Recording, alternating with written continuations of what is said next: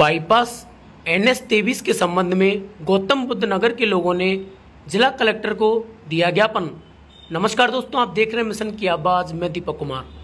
दोस्तों, खबर है राजस्थान के करौली जिले से, जहां बाईपास NH 23 में प्रभावित मुख्य आबादी गौतम बुद्ध नगर करौली, मां वैष्णो नगर व अन्य आबादियों को बचाते हुए उक्त हाईवे का सर्वे परिवर्तन करने के संबंध में व खाली सरकारी जमीन में दक्षिण दिशा की ओर करीब 70 मीटर दूर होते हुए निकालने के क्रम में जिला कलेक्टर को दिया ज्ञापन। क्या मामला? करौली में बाईपास रोड बनने जा रहा है NH 23 के नाम से। उस रोड को जहाँ पर निकालने जा रहे हैं वहाँ पर गौतम बुद्ध नगर है। वहाँ पर सारे मकान बने हुए और बहुत दिनों से लोग अपनी रोजी रोटी सारे लगा कर वहाँ पर मकान बना लिए, कच्चे पक्के जैसे भी थे अपना काम चला रहे हैं। लेकिन वहाँ के लोगों का कहना है, बस्ती वालों का कहना है कि भाई हमारी सारी पूंजी तो हमने यहाँ लगा दी, हमारे बच्चे पढ़ रहे हैं, हम सारा काम कर रहे हैं। आज ये जो रोड बन रहा है ये बीचों बीच उस कॉलोनी में होकर निकाला जा रहा है। वहाँ पर गौतम बुद्ध का मंदिर भी है, वो मंदिर भी उसी जगह आ रहा है। जैसे किसी मंदिर को तोड़ा जाए, चाहे भगवान कृष्ण का हो चाहे राम का हो, लेकिन महात्मा बुद्ध का, क्योंकि ये देश भी महात्मा बुद्ध का ही था। महात्मा बुद्ध को मानने वाले लोग का कहना है कि किसी भी आधार पे हमारे मंदिर को हम नहीं तोड़ने देंगे, चाहे हम मर जाएंगे या कुछ भी हो जाएगा। हमारा केंद्रीय मंत्री जी से, माननीय जिला कलेक्टर के माध्यम से ये सारी बस्ती के लोग, हम भी इनके साथ हैं और ये ज्ञापन देने माननीय कलेक्टर साहब को आए हैं। हमारा माननीय कलेक्टर साहब से ये निवेदन है कि हकीकत में मैं खुद उस जगह जाके आया हूँ जहाँ पर ये रोड को दे रहे हैं। उसके पहली तरफ लिखा हुआ है सारा जमीन खाली, सरकारी जमीन खाली पड़ी हुई है। उस जमीन में होकर भी ये रोड निकल सकता है, लेकिन बीचों बीच यदि निकालता है, ये रोड निकलता है तो इस गरीब लोगों के साथ बहुत बड़ा अन्याय और अत्याचार होगा। हम तो इन गरीब लोगों के साथ हैं, गरीब लोग जैसा कहेंगे जैसे उनके साथ हैं। लेकिन जिला कलेक्टर साहब से हमारा निवेदन है कि इसके नक्शे को बदल के जो जमीन खाली पड़ी हुई है उसमें होकर इस रोड को निकाला जाए, जिससे गरीब लोगों को नुकसान नहीं हो और शांति प्रिय ढंग से सारा काम हो सके।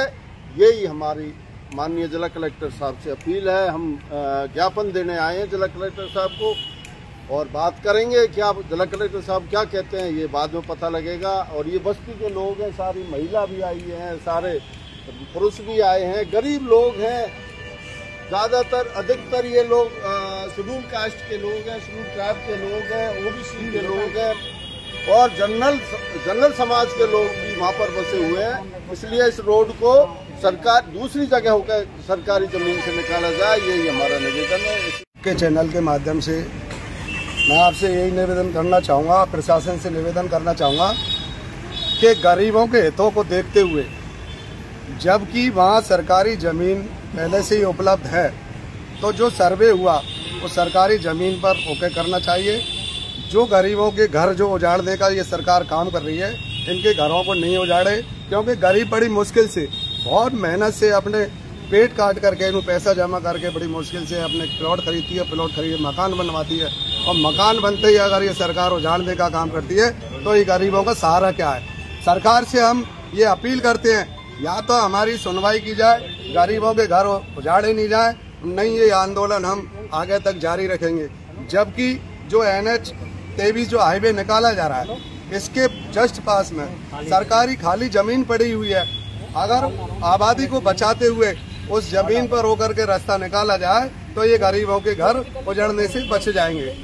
हम हैं यूपी के हैं, लेकिन क्या है कि हमने अपना गांव भी छोड़ दिया और सारी पूंजी मतलब टीचर थे, लेकिन है ना जो रिटायरमेंट के बाद में पूरी पूंजी हमने अपने मकान में लगा लिया। 2 मंजिला मकान बना दिया।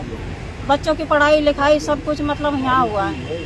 अब ये सब कुछ हमने छोड़ छाड़ के यहाँ बस गए। अब ये सरकार जो है अब हमको यहाँ से गुजारेगी तो हम कहाँ जाएंगे? हम तो रोड पे आ गए। बिल्कुल। अब हमारा कोई ठिकाना नहीं है कि हम कहीं जाए। कहीं प्लॉट भी नहीं लिया है कि मान लो कि अब यहाँ से मान लो हमको हटाएंगे ये, तो हम कहाँ जाएंगे? हमको इसका जवाब चाहिए। यानी खाली जगह जो पड़ी है वहाँ ओके, और इसकी सर्वे करवा के वहाँ ओके। बहुत जगह पड़ी है, बिल्कुल। यहाँ है, बाहर है। निवेदन है जी बताएं।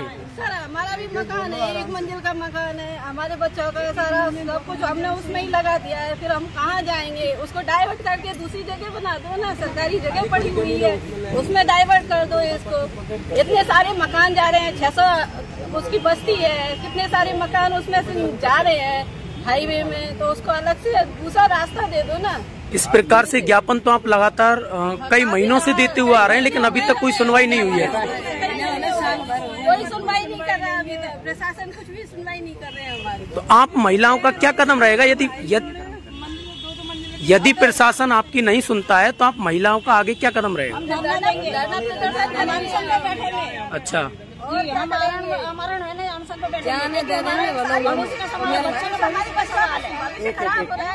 हम कहाँ जाएंगे? बच्चों को लेके कहाँ जाएंगे इस टाइम?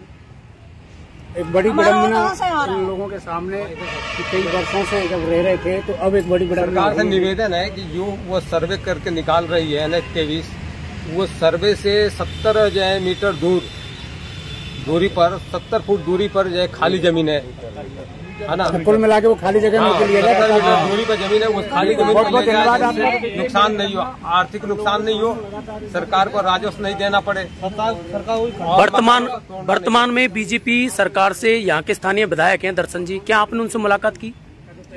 हाँ जी, किए थे, कई बार किए। अच्छा, क्या कहा उन्होंने? क्या आश्वासन दिया आप लोगों को? सहमति दे दी उन्होंने कि डाइवर्ट करके ही निकाला जाए। अच्छा, इसको डाइवर्ट हो जाता है, कोई दिक्कत नहीं है। उन्होंने इस संबंध में लेटर भी लिख दिया माननीय मंत्री महोदय को।